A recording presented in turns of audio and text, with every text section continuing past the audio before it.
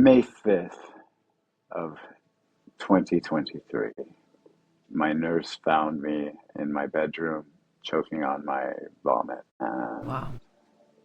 I was airlifted from a very small town in southwest Minnesota to Sioux Falls. In the flight for life, I died twice. And I arrived in a coma, alcohol-induced coma. I was put on a ventilator and given 30/70. For the next 17 days, I remained in a coma. My sister made plans for state-run convalescence versus funeral home. She had to go back and forth between the two, not sure which.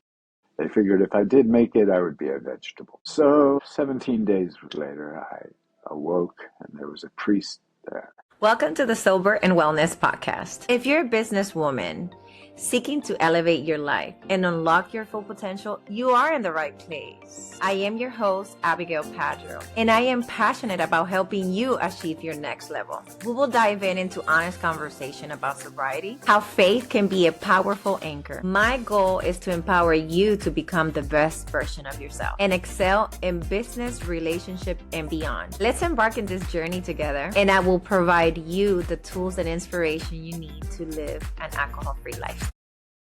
Hi, friends, and welcome back to the Sober and Wellness Podcast. I am your host, Abigail Padro, and in today's episode, I have a special guest, Saul. Saul, it's been a person that I have known already for, I believe, the 2 years that I've been in reframing, which has been amazing to see his journey and his growth. And without any further ado, I wanted to introduce you guys to Saul. Welcome, Saul. How are you?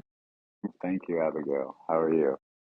I am good. Well, I want to start by saying thank you so much for sharing your story with all of us. It is an honor since I know that you have worked very hard on it and it deserves to be heard. I want to start by asking you what made you get into this journey of being alcohol free and how long you've been alcohol free. Well, today is 790 days alcohol free. Yay. Thank you. And it's been one heck of a journey. Mine started, for all intents and purposes, my journey started May 5th of 2023. My nurse found me in my bedroom choking on my vomit. And Wow. I was airlifted from a very small town in southwest Minnesota to Sioux Falls. In the flight for life, I died twice. And I arrived in a coma, alcohol-induced coma. I was put on a ventilator and given 30/70. For the next 17 days, I remained in a coma. My sister made plans for state-run convalescence versus funeral home. She had to go back and forth between the two, not sure which. They figured if I did make it, I would be a vegetable. So 17 days later, I awoke and there was a priest there. I knew I was in trouble. I couldn't move my legs. My throat was on fire. My lungs were killing me. And the priest went and got a nurse and they explained to me what had happened. It took me 3 weeks to learn to walk, eat, talk. I then was immediately sent to rehab for the next 6 months. During that time, I was put on a stay of commitment by my psychiatrist. Basically, that meant if I had any alcohol or did not stick with my meds, my medication regimen, I would be committed to this state mental facility. I am a schizophrenic. I have spent many a time in state mental facilities over the years. That's another story. So I learned a lot in rehab. The first thing I learned was a program known as Smart Recovery. Coach in the rehab facility asked me about my interest in AA. I had tried AA years before and it failed miserably and I had no interest whatsoever. And he suggested Smart Recovery for me. And I did. He handed me a worksheet and it asked me to write down my 5 top values that I value in life. What do I value in life? So I wrote family, health, independence, financial security, and then being a smartass, I wrote world peace. The worksheet then went on to ask me if alcohol had been put on, and I realized I hadn't put alcohol. And then it reminded me that I was willing to sacrifice all of those values for alcohol. And a light bulb exploded. For the first time in my life, I was dumbfounded at the weight of my action. 30 years of alcohol had finally caught up with me in that one moment. I had sacrificed everything in my life for it, including my life. So that's what started me on this journey. And then in the first week of rehab, I discovered Reframe, and that was a game changer. It allowed me to be myself. I'm a bit of a hermit, and it was a beautiful thing that happened from there on. So that's what started me on the journey. Wow, that is deep. Everything that you have said. I mean, wow. And to say that you gave everything, including your life, those are profound words, right? And the thing is that I don't believe you started there right there, in that moment, right? It started little by little till 30 years of consuming alcohol. Now, let me ask you something. How much alcohol, just for listeners and for me too, because I have never spoken to anyone that has gone through besides your story, that has gone through what you went through, which is an induced coma by alcohol. I actually didn't even know that that was possible. And I think a lot of people don't know that it's possible. How much alcohol that you consume in order to get there? Do you remember? Oh, yes. So we all know the quart bottle of whiskey, Canadian whiskey, 7 a day. Seven bottles? In 24 hours. See, I was on the hour. Okay. I'm speechless. Because I don't know how your body took it. It didn't. That's the point. Eventually it didn't. There were 4 trips to the hospital in the month of April. That last one on the 5th of Cinco de Mayo was supposed to be my last trip. I'm glad that it wasn't, because I have seen your growth and everything that you have become after that. Sometimes we have to hit our rock bottom in order, right, to flourish. And I have to say that I've seen you flourish. Now you are a coach in Reframe, very wise person that I hear and respect and admire. I just want to let you know. You mean a lot to our community because you bring so much wisdom, and a lot of that wisdom comes from pain, right? Yeah, I was about to say, I honestly, I don't consider myself a wise person. I think I don't try to entertain that in any way, shape, or form. I tend to dismiss that because I think everyone is wise in their own unique way. I think I have experienced a lifetime of pain, sure, but there's been joy. Pain teaches you a lot. Pain teaches you a lot. Suffering, you learn a lot through suffering. You really do. Definitely. Another question that I have is, when you were in coma, do you have any recollection, or you just completely gone? Are you in a dream? I have a story for you. Okay. It was fascinating. It was a dream. I had a dream.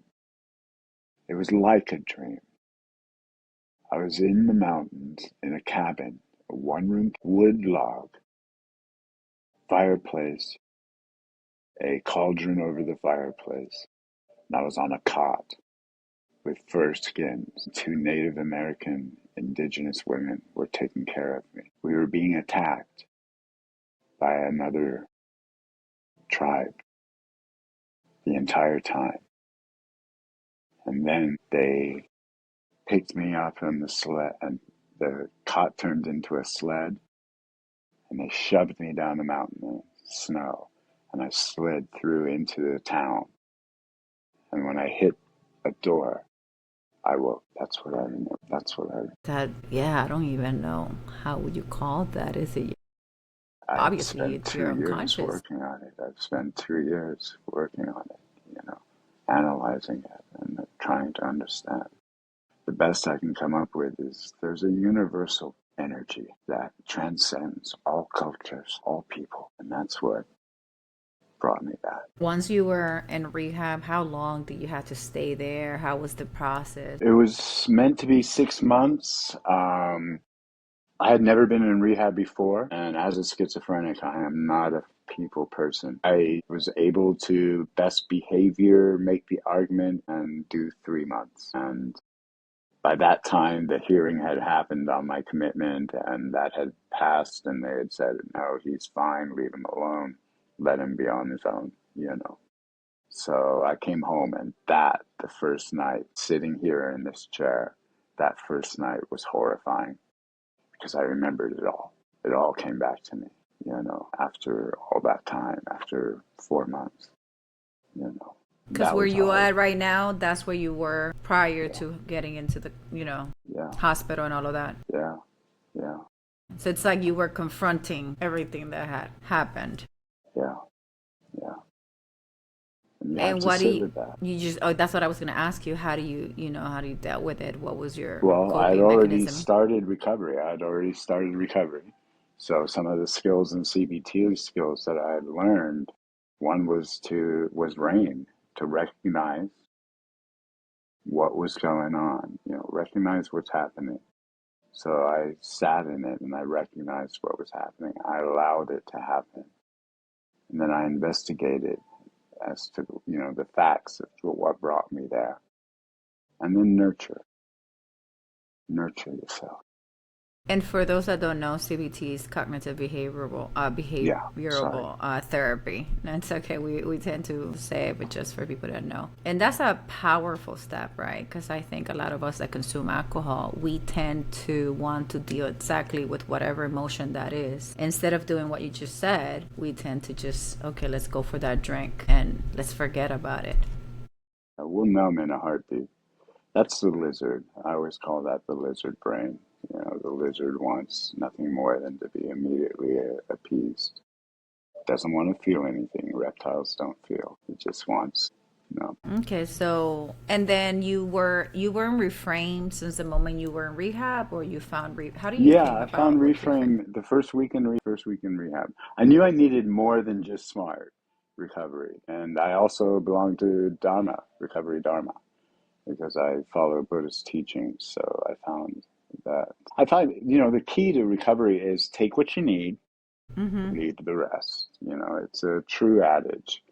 So I'm on several platforms, and I take what I need from each one.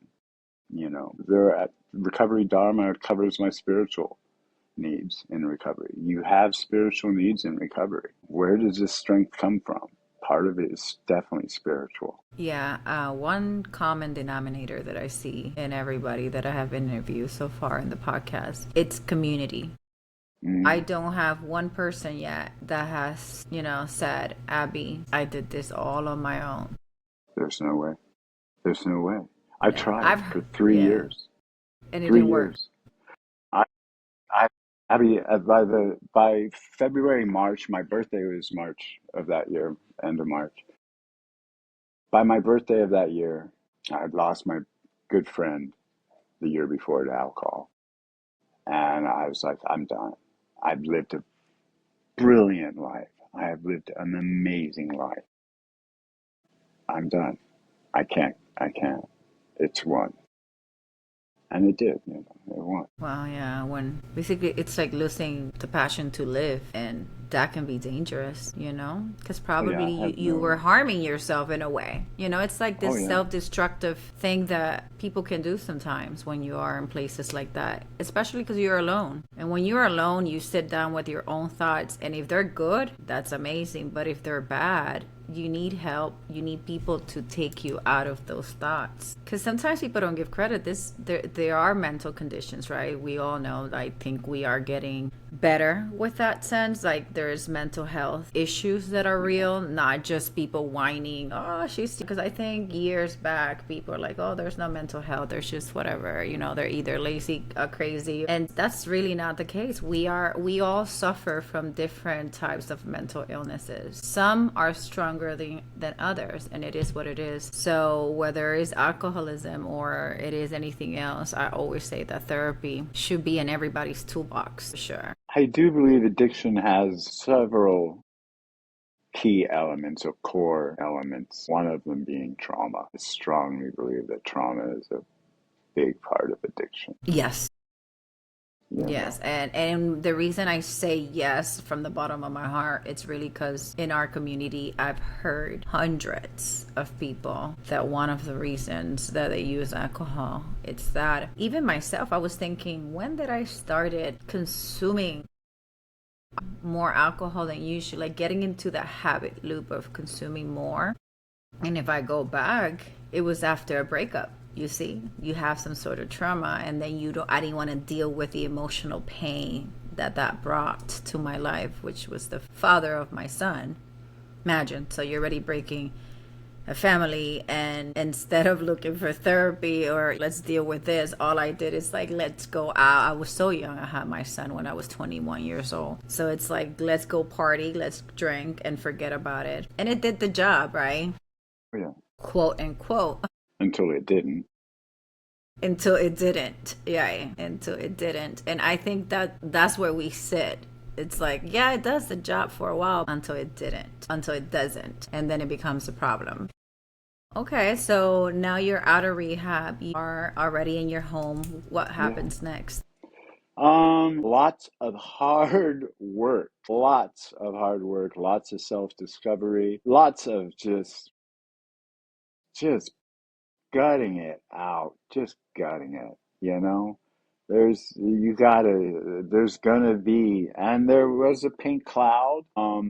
I was an artist. I was a musician, singer, songwriter for years, and then I stopped when I turned about 40. And thanks to Reframe, two hosts, one being Nancy and her UK in the midday in the UK meeting, where she will introduce a topic on the Friday and have you work on it over the weekend, which got me into writing again. I hadn't written in years, decade, easily. And then the creatives meeting on Saturdays started making me think creatively again, something I hadn't done in decades. I had all this energy and all this nothing to do with it. I poured it Mm-hmm. all into recovery for the first year, you know.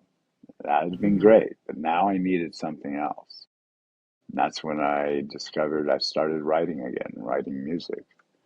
Mm-hmm. And, you know, I've got, in the next year, I wrote 4 albums, 9 singles. Wow, look at that. You went from many years of nothing to this. What I like about what you said is like you acknowledged you were gutting it, like you said, for a whole year. And it took all your energy. Everybody's a different story, but it took you a whole year. But what I want to make a point is that once you work on that year, look at you, what you were able to create, because after that you have the free time, like you get to the healing part. There is healing. And what I want to remind our listeners is when it sucks, because there's points that it sucks, that it's hard, there is Oh, it hope. still It will sucks. get better. At least you're not gonna be down in the trenches like, oh my god, dying all the time, and then you can create new things. I think that's just inspiring to see what you can do. It doesn't get easy. It gets better, but it never Hmm. gets easier. I mean, I still have day. I last Okay, that's the thing about recovery is you're completely honest. So last Hmm. week I had some news that rocked my world, and I had a strong urge to drink for the first time in ages. Hmm. But the two. Well, first of all, the immediate thought was stomach churning, and oh my God, I get nauseous now when I think about alcohol. So that was the first impulse, and then sit down and really check yourself, and go through the tools, play the tape. I was supposed to go out that night to celebrate 775. 775. I was supposed to go out Friday night. Friday, I was first time I was going to go out to a bar and play pool, and listen to my music. Thought that would be cool. Great way to celebrate 775. Yes. And that morning is when I got the news. It was like, and we're not going to the bar tonight because that's going to be a shit show. We're not going anywhere near a bar, so you can forget about that. Onward, and that's just the reality of being in recovery. That's just I the know we're laughing reality. about it, but it's not funny. But you just, yeah, Yeah, you said no, it's funny. that's just the way it was. That's why I love recovery, is because for me, one of the first things when I woke from a coma, there were three things I thought. One, I will never ever lie to myself again. B, I will never lie to another person again. And I will never drink again. And that was it. And boy, it's been hard. It's been hard, you know. It's been hard, but Love always been worth it. I love what you said, because even though you already had your plans, you had the awareness of like, Saul, don't put yourself in a place where you're playing with fire, right? Yeah. Oh yeah. No, no, And no. awareness You brings can't. that. Yeah, you have to know yourself. And I know myself. I have been in restaurants. I've been in bars. During recovery. But I knew this particular moment, this time, this minute, this moment would be a shit show if I went there. Hmm. So you don't even entertain it. You don't even entertain it. Yeah, because Don't, the bar is gonna be there, your music it's out. You can go another day and celebrate exactly, when you're in a exactly. better headspace. I feel that we have to dial down in the instant gratification syndrome that this society we are all alcohol, no alcohol, doesn't matter. I'm talking about everything, whether it's shopping or it's, going out or whatever it is. It's just saying that we have forgotten that things take time and like we want everything now, like a microwave style. Put a minute, ding, it's out, and that's not it. Pig, yes, indeedy. I just had that with my 90-day plus meeting 2 weeks ago. That was our topic, was the pig. The problem of immediate, instant gratification. Yes. Yes, indeedy. We all recognize that one in recovery because it's what got us there in the first place. Part of it is the pig is, Yeah. this thing where you're like, I've got a problem. I want to solve it. This will do it now. So yeah, Mm-hmm. and that can transfer in recovery to shopping, to betting, to Amazon, you name it. I mean, Sugar, sugar, yes, sugar, nicotine, weed. exercise if you're not careful, weed, exercise if you're not Mm-hmm. careful. I've Yeah. seen people go a little. It's like, oh my goodness. Food, another example.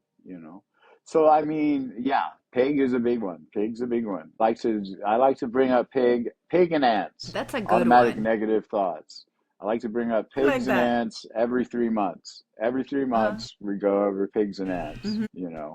because they're constant. You got to work on them. That's part of the work. I was talking to a friend the other day. I have annual passes for Disney, and we just happened to go to Epcot and meet up there. And she has struggled with being overweight, right? And she was talking, about the podcast and that it's been great that I'm doing this. But she's never been a drinker, so that's not a thing for her. But she actually said this herself. She's like, you know what? My addiction was food because I will have two breakfasts, two lunches, two dinners. And it was just not anymore about the hunger. She used it for whenever she was sad, angry. The same exact thing that we talk about alcohol, it was food. Now, she went and got a surgery, right? Because she needed the help. She got up to 300 pounds. So that's really not good for her health, right? She was not feeling good. And now she works out. She's doing everything. It's 2 years that girl wakes up. She goes to the gym at 5:30 in the morning, which God bless her soul. I'm not able to do that. I've tried. I've gone like with this hand. I can tell you how many times I've gone at that time. She does. And she looks, wow, she looks like another human. She still have goals to get even in a better shape. And the reason I'm bringing her story is because it's parallel with alcohol. Even though she's not yet, and I don't think she will ever be in a place where we can all say, yeah, we don't have to work on it. We always going to have to work. Recovery is for a lifetime, for a lifetime. Like, don't think it's, oh, you cure, or it's not even calling it a disease or that you need to be cured. It's just something that you have to work on, like being in shape.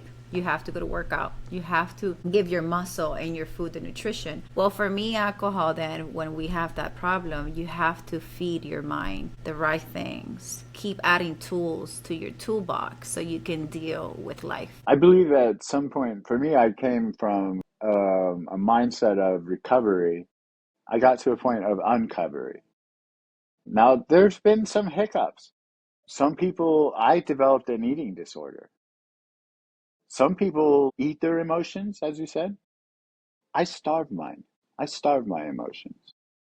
I will not eat when I'm emotional. I'll do the Wow. exact opposite. Yeah. We're working on it. And, so yeah, the work is there. I just discovered my therapist. Get a therapist. Please find a therapist. Mm-hmm. Gotta have a therapist. You're going to do this stuff. You gotta have a therapist. You don't want to be winging this stuff on your own. Not some of the work that you have to do when it comes to trauma, the deep rooted crap that's there that causes, we know the root causes, the deep rooted shit. When you start really working, after about a year or so, you'll start what I call the uncovering. Mm-hmm. That's when you're like, oh, where's this from? Like, I didn't know what PTSD was. I didn't know what that was. As far as like what it's,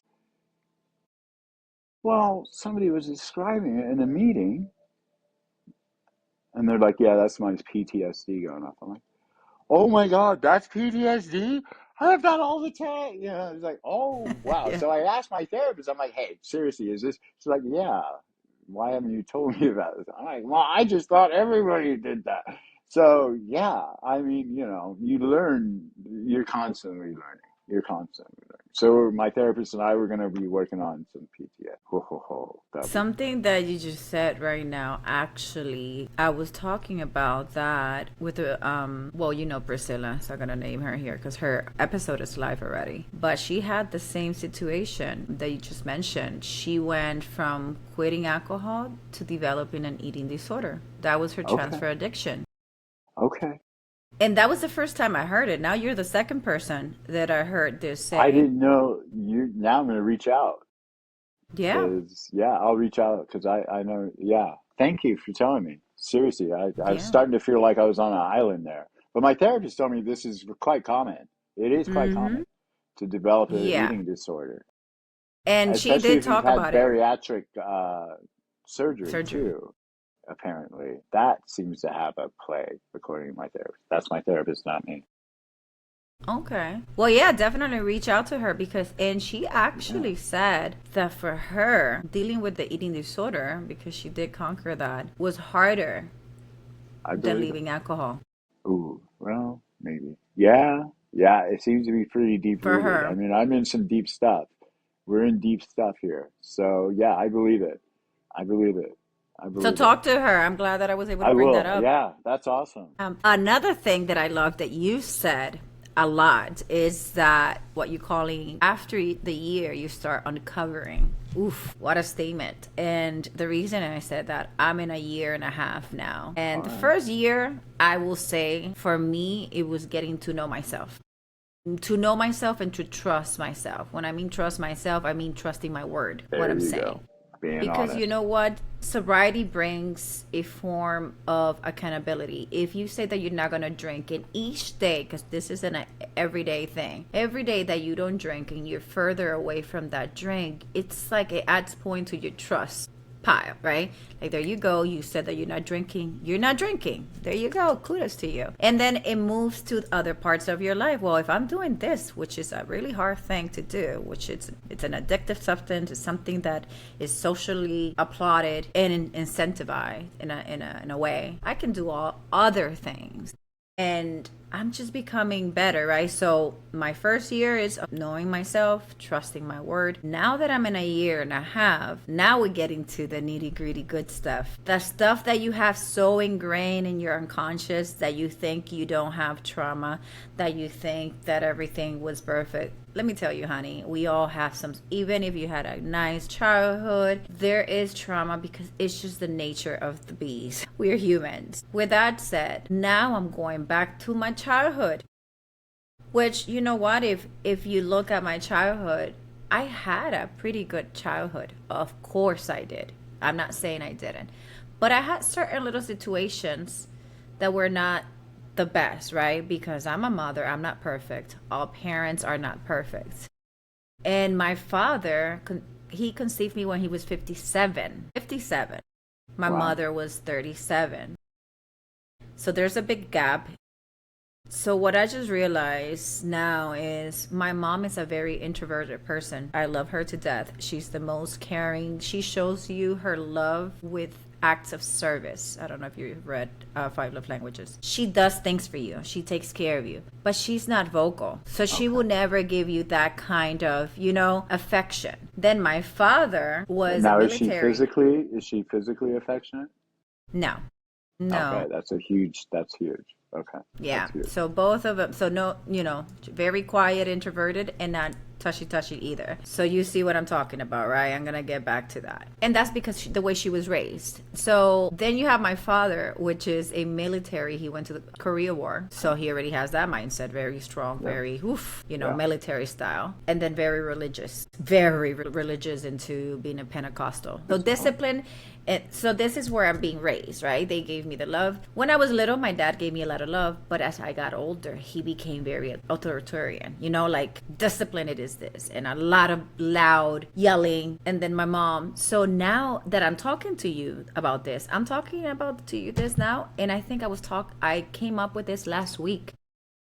And I said, well, you know what, Abigail? Now it makes sense why, when you were in your early 20s, late teens, you were looking for affection and love in relationships. It makes sense because I had everything else covered, but I didn't have that part. And then I have that breakup, and then I have breakup after breakup after breakup. That's how, when you said, after a year of now you started uncovering, oh my god, this is like a revelation for me, because my parents, like I said, I don't want to take anything away from them. They did the best they could, but they did lack certain things. And then, since we don't do therapy, we don't do anything, we think we know it all, especially back when I was in that stage. Oh, yeah. Then you start to figure it out on your own. And listen, that's how I've learned my life. And so that's what it means for me, uncovering, because you have to go back to your little self and see what was it that you were lacking. So now as an adult, you can take care of it and start going to the next step. And one thing I learned in a meeting actually, with regards to my parents, unfortunately, I had a shit show of a childhood, but it was their first time too, and it clicked for me. It's like, yeah, you know what? Because I didn't have children. My ex and I, we didn't have children. Touch wood. So that clicked for me. It was like, you know what? Yeah, yeah. Nobody's got a Mm-hmm. manual for this. Right. Life be lifing, you know. That worked for me. I held a lot of resentment over the years, and then that little statement was like it was like just a release. I was like, yeah, of course, it was their first time too. Give them a It gave you break. peace to Yeah, let it give them go. a break. Yeah, let it go. It was their first time too. Yeah, You because know, when you hold to resentment, at it's the only end, hurting you. you're hurting yourself. And I love that Nelson because they didn't Mandela know. said it. Nelson Mandela said, resentment is, if you're going to serve a glass of resentment, you're poisoning yourself, not your enemy. And he had a lot of reasons why to be Yes. Oh, resentful. right, He had a right, lot of right. reasons, let me Oh tell my you. goodness. Yeah. Oh. Sometimes it's So not what you say, it's your actions that speak louder. All right, so you went, so now you already did your 2 years, right? yeah, I've done two speaker shares since then with Reframe. The first speaker share was incredibly liberating and a good cementer. I highly recommend, reframers watching who are like 9 to 12, 9 to 15 months in. Do a speaker share. It's very rewarding. It really is. Really I've is. heard that. Have you done one? No, can you believe it? Snap. Hello. I think what time is it? Yes, it's that And I'm in time. a year and a half. I know. Yeah, And I you're tell you perfect. exactly Perfect. why. Okay. I haven't done it because now I'm in the uncovering. Now I'm Now getting you want into to. why Okay. certain things. Like I've heard your speaker share was like, wow, mind blowing. But I see everybody has like this stories and they're well put together, and I'm like, I didn't feel like I had that, which for me translated to you still in your journey to figuring Yours things is out. coming. Yeah, I see you. I hear you. I hear you. I hear you. Now I can tell you that I think I'm gonna talk to Tina for my 2 years. I probably just do because I'm gonna do this next 6 months to keep going into what I just spoke to you because this is recent. And I'm in the way of getting a therapist now to actually go in person Excellent. because I'm dealing Excellent. with claustrophobia that I think it has to do. Claustrophobia is a lack of control and not feeling safe when you don't have control. And that has to translate from something also from my childhood. So now that I'm getting into all of this, I want to get a little bit more understanding so then I can share the story, if that makes Well, for sense. me, a red flag with your story was definitely the non-physical touching. A child has to have touch. Has to. It's what stimulates so much the brain, everything. Oh. So yeah, yeah. I was Yeah. like, red flag. Yeah, definitely. So, and we're still dealing with it. Now I am That's the more vocal with compassionate her. listener in me. That's the compassionate listener in me. It's like, okay, Yeah, and the red flag. coaching in you. That's good. I am now with her. Now I am more vocal, so she can, Beautiful, teaching her. Now with my kids, I tell them I love them 100 times. I hug them. I beautiful, kiss them beautiful. God, that's so beautiful. much. But I think it's because I'm giving them what I didn't have. Yeah, yeah. If that No, makes sense. no, that's So, beautiful. That's but I beautiful. will get to that speaker chair. I'm gonna talk to Tina about Okay, scheduling that for awesome. my two Good. years. No, I'm psyched. All I'll be right, there. I'll so be there. I'll thank totally be there. you. I wanted to ask you, so now that you're going into your third year, what are your plans moving forward? Right now, this summer, I'm working on a Thrive coach certification. It's a 3 month do-it-yourself course online. Hmm. I'm doing that right now as we speak. I feel like I want to get a little more of that under my belt, as I continue with Reframe. With regard to recovery, like I said, we're going after the eating disorder. We're going after the PTSD. We're finally going to really. I feel like that the PTSD is like this mountain that has been there in the background, waiting for me to go ahead and make that journey. And I feel Mm, like now I'm finally at a point. I have a therapist who I trust that we can do it together. awesome. It's just, That's good. I would never try and do this alone. That would be insane. Or use Hmm. AI. Don't use AI, people. Please trust me on this. AI is not your answer. Yeah, it's not your therapist. And nor is your wife, so cut it out. Yeah. So get a therapist, seriously, very important. So that's I'm going to be doing a lot of that kind of stuff. The drinking thing, just apart from last week, and I dealt with that, and I had a nice long little sit with myself about it. That's not really the focus anymore, and it hasn't been for a while, to be honest with you, because I am so involved in the community and I still go to other meetings on the other platforms. Even I've noticed, like a couple of weeks ago, I was getting a little burned out. I was like, as far as attending meetings myself, not coaching, but attending Yeah. meetings myself. And I'm like, no, that's when you buckle down. I doubled down. So I did. I doubled down. I went to Hmm. twice as many meetings because that's just what you do. And make that part of your nature, make that part of your just not even thinking about it. It's part of this. I said I look at my watch, but this is actually a bracelet that was given to me by a fellow reframer, and it's NQTD, never questioned the decision. I Hmm. got this like the first month on Reframe. She and I are sober siblings, And, she sent that to me, and it's never come off, and it never will, I you love know. that. It's little shit like that keeps you real, that keeps it real. Community, like you said, community is everything to this journey. It is everything. And the magic is in the little things. Yes. Yeah. I learned so much in meeting. I wanted to touch one more thing. I know we're approaching to the end of the podcast, but there's something that we haven't touched on that you mentioned, which is you said that you're schizophrenic, right? Would you say that not drinking alcohol helps with that? Oh, night and day, night and day, night and day. Now, I've gotten some news recently that could affect my ability to function as a schizophrenic. My medical, the meds that I take, one in particular, is in jeopardy. It's in jeopardy. And that could change everything. When you mean But is in that's jeopardy, is in jeopardy of being banned or something like that, or what do you mean? funding.